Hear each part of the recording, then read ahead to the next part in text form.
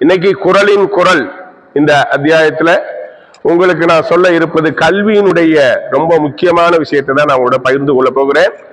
இந்த குறளின் குறள்ல மேற் பிறந்தார் ஆயினும் கல்லாதார் கீழ் பிறந்த கல்லார் ராயினும் இலர். அதாவது என்ன சொல்றாரு ஐயன் வள்ளுவன், அதாவது நீ எப்படிப்பட்ட குடும்பத்தில் பிறந்தவனாக இருக்கலாம், எனக்கு தெரியும் உங்களுடைய பெற்றோர்கள்லாம் மிகச்சிறந்தவர்கள், மிக உயர்ந்தவர்கள், எக்கனாமிக்கலி வெல்த் ஹெல்த் எல்லாத்திலையும் நல்லவர்களாக வல்லவர்களாக சிறந்தவர்களாக இருந்ததனால்தான் சீதாராம் பள்ளியினுடைய வேல்யூ புரிஞ்சு உங்களை இந்த சிபிஎஸ்இ பள்ளியில சேர்த்திருக்காங்க.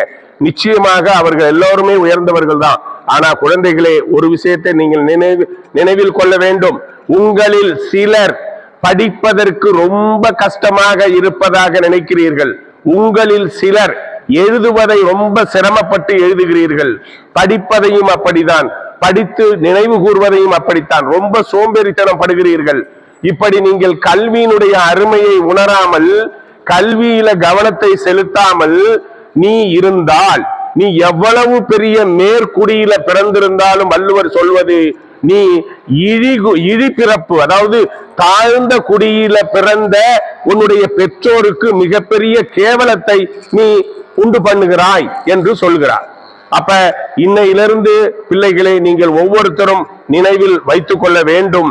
என்ன, நம்ம எவ்வளவு பெரிய குடும்பத்துல பிறந்தாலும் நம்ம ஒழுங்கா கல்வியை கற்று உயர்ந்து நிக்கலன்னா நம்ம மிகவும் இடிந்த குடியில் பிறந்தவனோடு கேவலமாக நம்ம ஆயிடுவோம், தெருவுல தான் நிக்கணும்.